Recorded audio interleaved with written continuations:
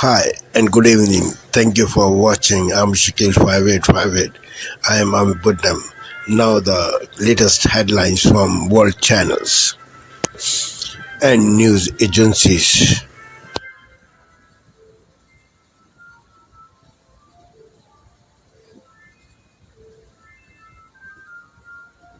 Purported leak. Tonight, the alleged plot to assassinate President-elect Donald Trump linked to Iran, and the three men now charged. After two assassination attempts on Mr. Trump, the FBI now saying it thwarted a murder-for-hire plot against him involving an Iranian operative and two men arrested in New York City.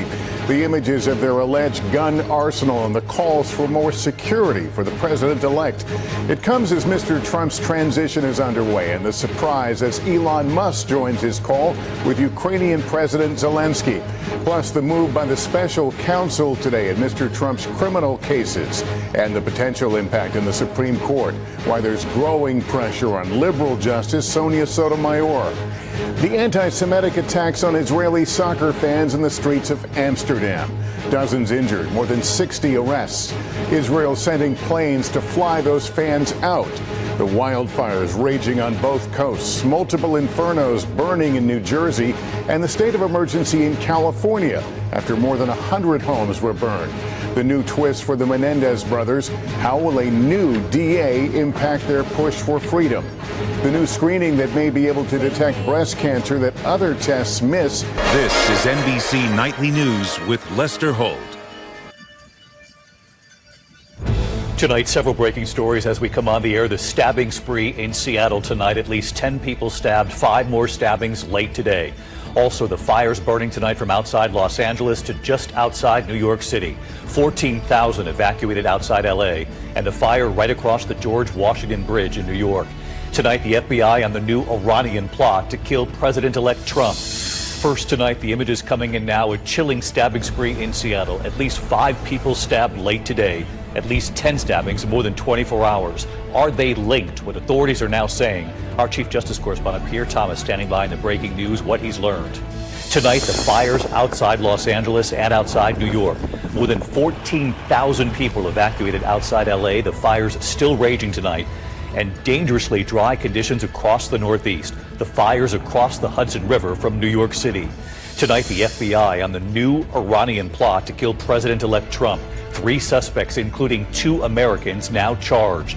Tonight, President-elect Trump working on building his team, and this evening, sources now telling ABC News that Elon Musk was on the call between Donald Trump and Ukraine's President Zelensky. And Musk was also there for the call with the president of Turkey. The horrific images coming in tonight. Israel's soccer fans attacked and beaten by violent mobs in Amsterdam following a match against the Dutch team. Here in the U.S. tonight, federal authorities investigating alarming racist text messages sent to people in more than 12 states, including children. The texts sent from unknown numbers addressing recipients by name. In New York City tonight, the powerful SUV explosion rocking a neighborhood in Queens. Homes and cars damaged. The cruise ship rocked by a sudden squall, winds up to 80 miles per hour. For the first time since the world witnessed that devastating fire more than 5 years ago, the bells of Notre Dame ringing across Paris tonight. And they were born premature, both in the same NICU. What's happened now, all these years later? Our Persons of the Week. From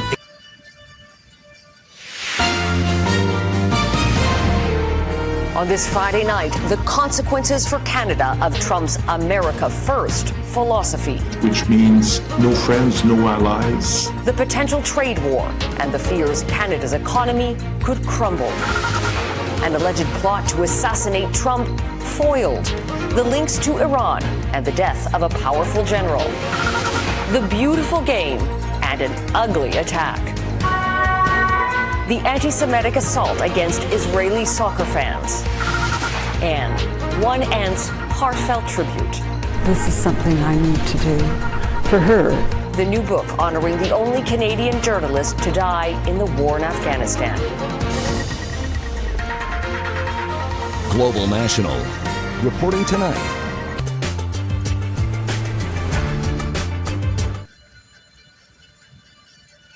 Tonight, Israeli soccer fans attacked on the streets of Amsterdam. They wouldn't let him go. It was a nightmare. Struck by fireworks and hit-and-run style ambushes. The condemnation abroad, at home, and the anti-Arab actions that came before the violence. An alleged Russian plot on planes bound for Canada. This could be Russia actually preparing the ground for a full-scale attack. CBC News investigates as concerns mount about possible sabotage. And days away from a Taylor Swift takeover, scammers are already here. I am hearing families that have been devastated. We break down what you need to know before buying tickets. From CBC News, this is The National. The knives are coming out. Brooke, following Kamala's humiliating loss, the Dems are trying to find someone to blame. They're desperate. Within their own party, they're pointing fingers. They're blaming Joe Biden for not getting out sooner, for unilaterally anointing Kamala, then for pushing Joe out in the first place, then George Clooney writing the op-ed urging Joe to drop out, and then him doing it too late. Kamala's advisors are saying the polling data showed she was winning. Obama advisors are giving Kamala bad strategies. Blah, blah, blah, blah, blah. Blah, blah. Blah. Blah. Blah. Look, is there a question? No. No, okay. So I read a great book called From Good to Great. Mm-hmm. And, you know, one of the principles in the book, and as the founder and executive director of my own organization, to have a successful company, and I would hope this would translate into running a successful campaign or running a country, you have to be able to have a little bit of self-reflection. Right. Right? You have to be able to analyze what's working, what didn't work, and then make the changes that have to take place in order to succeed next time around.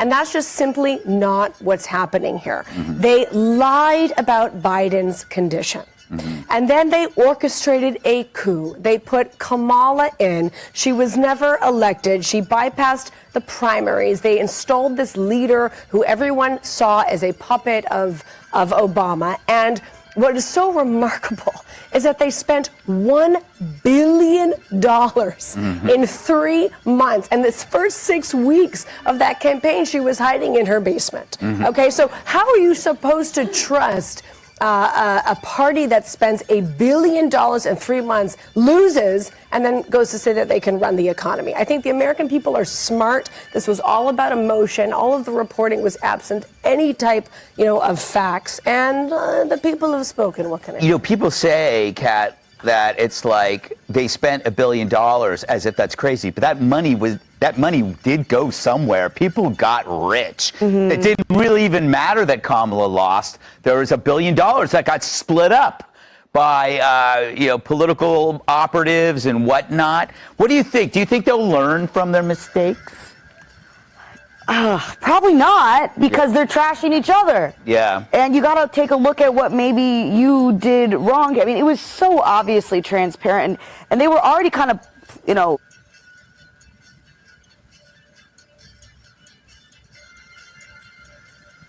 Tonight, the shocking new alleged plot to assassinate the U.S. president-elect.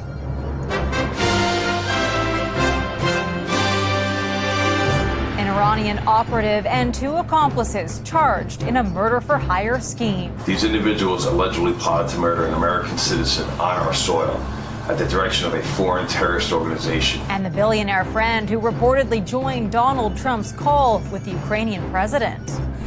Trade and border top the agenda for a revived Canada-U.S. committee. We're ready to tackle some of the new challenges. Amsterdam on edge after an attack on Israeli soccer fans. But what happened last night is not a protest, it was crime. Rental relief in Canada's biggest cities. They're moving to areas across the country where rent is more affordable.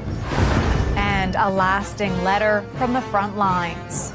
See more details of the Flowers casing. Using technology to decipher a fallen Canadian soldier's final message. Places us right there in the trench with Harold.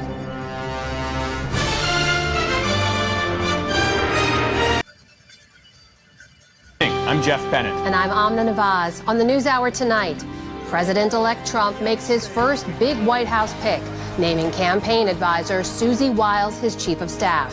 What we know about the woman behind his historic return to the Oval Office. Plus, we hear from voters who share their views on the future of the country in the wake of the election.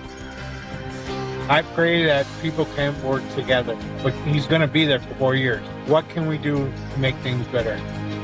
And how Kamala Harris's loss is once again prompting the question, what will it take to elect a woman to the nation's highest office? On ABC and ABC iView.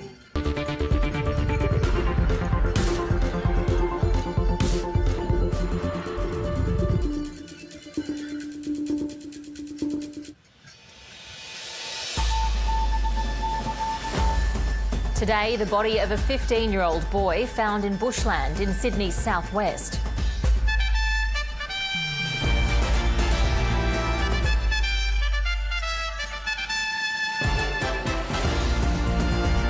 Also ahead, a seafarer is found alive 19 hours after going overboard. 3 people charged, including an Iran-based man, over an alleged plot to kill American citizens, including President-elect Donald Trump. And Neil Danaher named Victoria's Australian of the Year for 2025 after raising millions for research into motor neuron disease.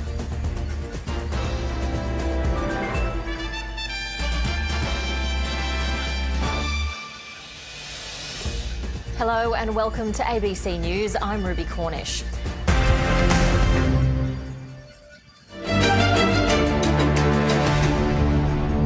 Headline news this hour. Seoul's military says North Korea is staging GPS jamming attacks in an operation that is affecting several ships and dozens of civilian aircraft in South Korea. The alleged jamming comes a week after the North test-fired what it said was its most advanced and powerful solid-fuel ICBM missile, its first of such launch since being accused of sending soldiers to help Russia fight Ukraine.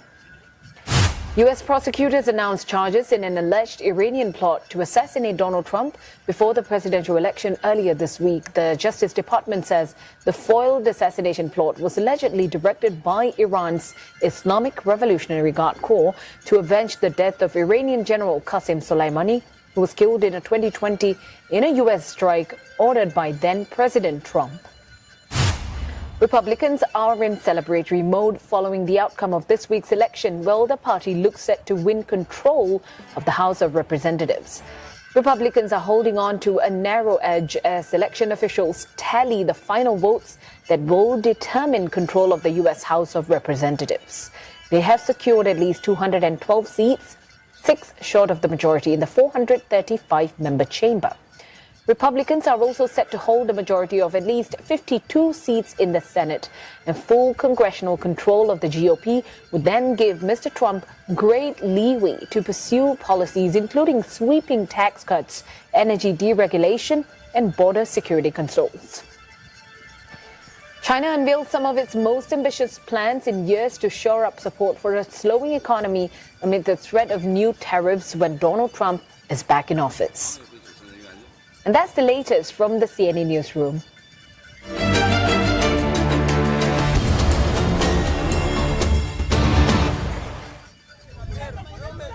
At least 3 people were killed Thursday in Mozambique's capital following clashes with the police. Maputo's largest hospital added that 66 people had been injured. Independent candidate Venancio Mondlane, who was backed by the Podemos party, has been alleging electoral fraud occurred during the October 9 polls. The politician, who arrived second according to disputed results, called for a week of protests ending Thursday. During the tense day, thousands of demonstrators set fires and barricades were held last month. A new school reduced to rubble in western Gaza. At least 14 people were killed Thursday when warplanes of the Israeli Defense Forces targeted the Al-Shati Elementary Boys School. Citing medical sources, Palestinian news agency Wafa reported that over 20 people were injured in the strike, adding schools in Gaza had been hit or damaged. An Italian naval ship carrying 8 people rescued near the island of Lampedusa docking at the Albanian port of Shëngjin on Friday. This is only the second group of migrants to arrive in the city as part of a deal between Rome and Tirana. Under the agreement, people intercepted by the Italian Coast Guard are to be sheltered at 2 reception centres in Albania, with a cap of 3,000 at any one time. Staffed by Italian personnel, they're then vetted for possible asylum in Italy, failing which they'll be sent back home. But an initial group of 16 migrants taken to Albania last month were all moved to Italy within days, 4 because they were minors or had health issues. A Rome court ruled that the other 12 could not be held in the Balkan country because their countries of origin could not be classified as safe under European law. The migrant deal has been widely criticized by human rights groups as setting a dangerous precedent. In his first public statement following the U.S. presidential election, Russian President Vladimir Putin extended his congratulations to Donald Trump on his victory. Speaking at an international forum held in Sochi, Putin expressed a willingness to work with the new American administration. What was said in the desire to restore relations with Russia to help end the Ukrainian crisis, in my opinion, seems to deserve at least attention. I'd like to take this opportunity to congratulate him on his election as President of the United States of America. I have already said that we will work with any head of state who is trusted by the American people. This will indeed be the case in practice.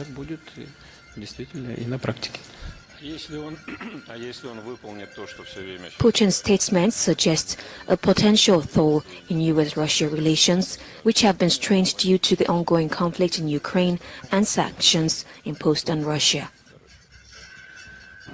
Amid growing concern about aviation's contribution to global warming, a new study has found that private jet emissions have surged by 46% over the past 5 years. Researchers from Sweden's Linnaeus University, who tracked flights globally to calculate their carbon dioxide emissions, say many super-rich are using these aircraft like taxis. So a lot of these flights are made not for business, nor are they necessary. They are very often lifestyle related. We have shown in our paper that a large share is probably related to leisure purposes. All of that makes me think maybe we should be a little bit more realistic about the argument of importance. It's one of lifestyle by the end of the day. Almost half of the flights tracked by the team were for distances shorter than 500 kilometers, and almost 70% of the aircraft are registered in the United States.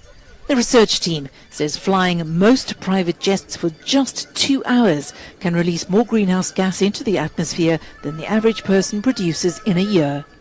So you have a small group that is imposing a high carbon cost, and we also know that the damage in terms of lost ecosystems, in terms of lost ecosystem functions, will be falling specifically on the poor. And that is a transfer that I would like people to make, that they see the damage is done by those with a lot of money and the cost is borne by those with very little money. They say there's been little accountability for private jet users, and urgent regulation is needed to redress the sector's growing climate impact.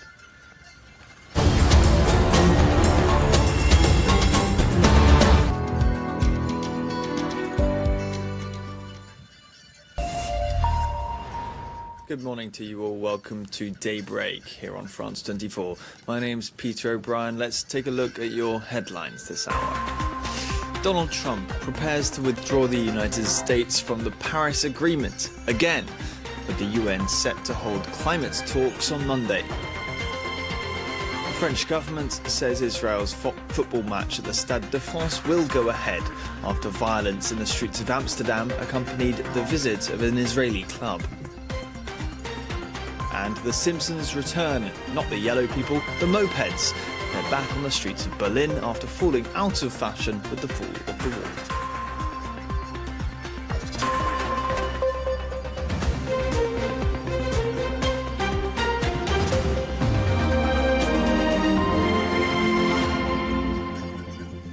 The latest round of UN climate talks begins next week in Azerbaijan, COP29.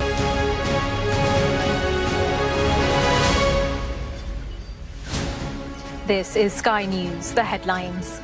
The Iranian plot to assassinate Donald Trump thwarted by the FBI. 3 men have been charged. A newborn baby, the sole survivor of an Israeli missile attack. The UN says 70% of Gazans killed in the war are women and children. In Amsterdam, emergency measures in place after anti-Semitic violence was condemned by the authorities. The people trafficker described as the best smuggler, jailed for 17 years for organising channel crossings. 300 guys from a country which we know did not value women. Is my daughter going to be safe? And the residents furious about a new asylum hotel opened this week, despite Labour pledges to close them.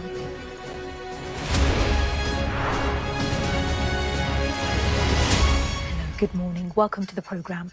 There are few countries in the world that...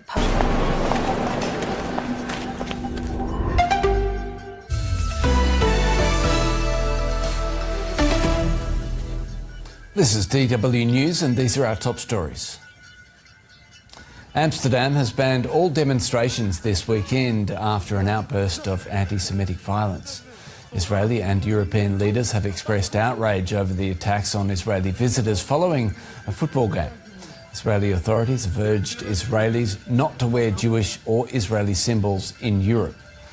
The Dutch government is vowing perpetrators will be prosecuted.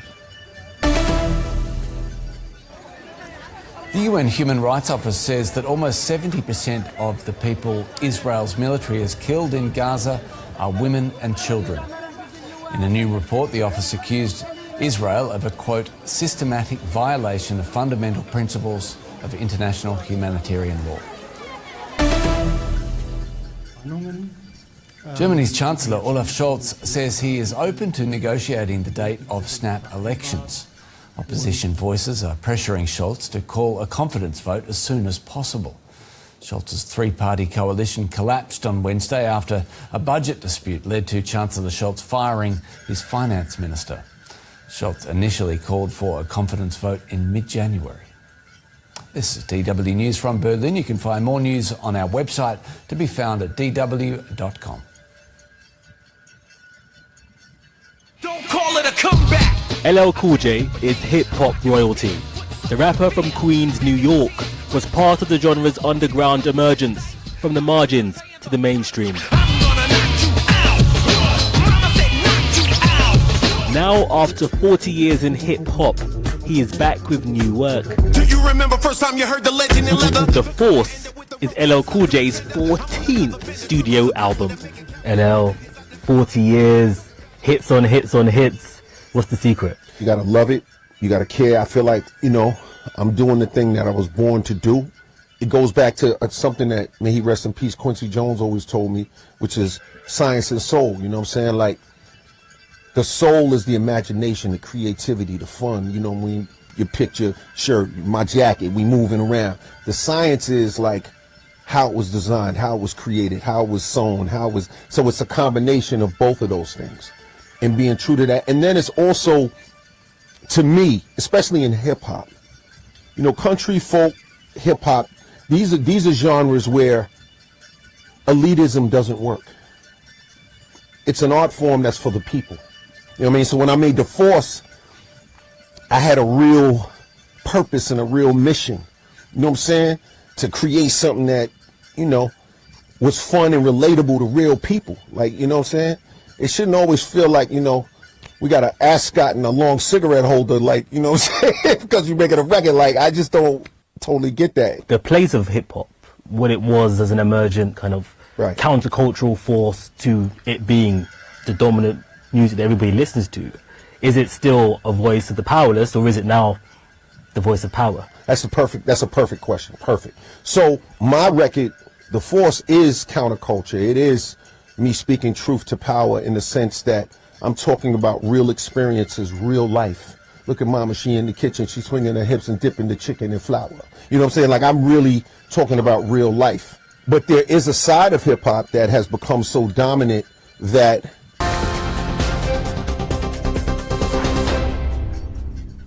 Very good evening. It's just gone 9 o'clock. I'm Spear Hill in the GB newsroom.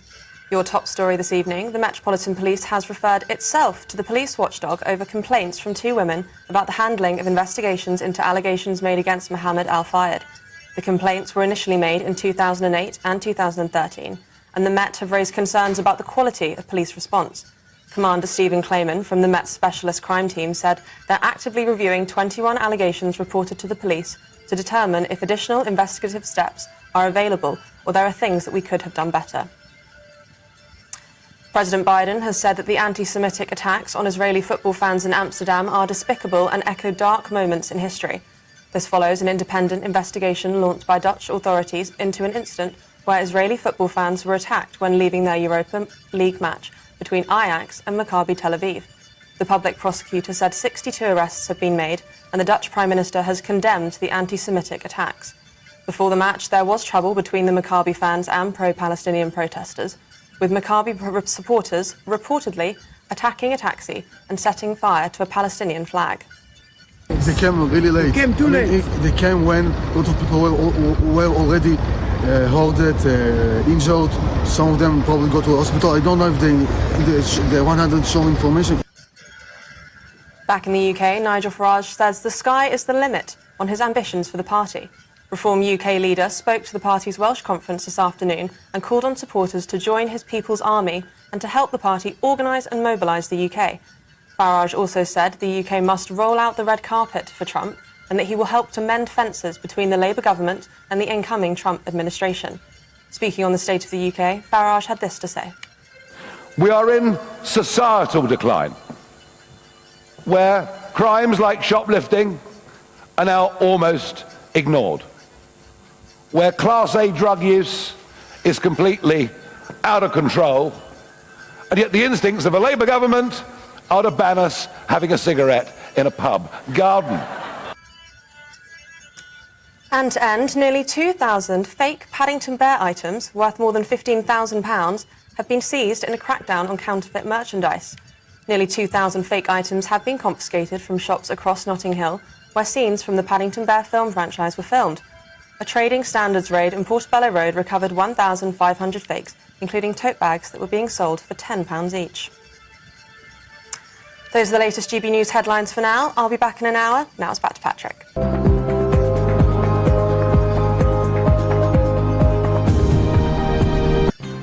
Almost unparalleled suffering in Gaza. A damning report from the UN that says almost 70% of those killed are women and children. Hello, welcome to TRT World Live from Istanbul with me, Aaron Armstrong. Also ahead on the programme.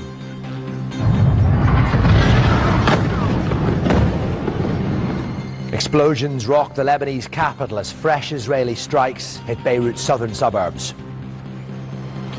And Republicans are closing in on both sides of Congress, which would extend Donald Trump's influence over US politics. And the EU braces for the return of Trump, with Hungary's Viktor Orban saying the bloc cannot finance Ukraine's war alone.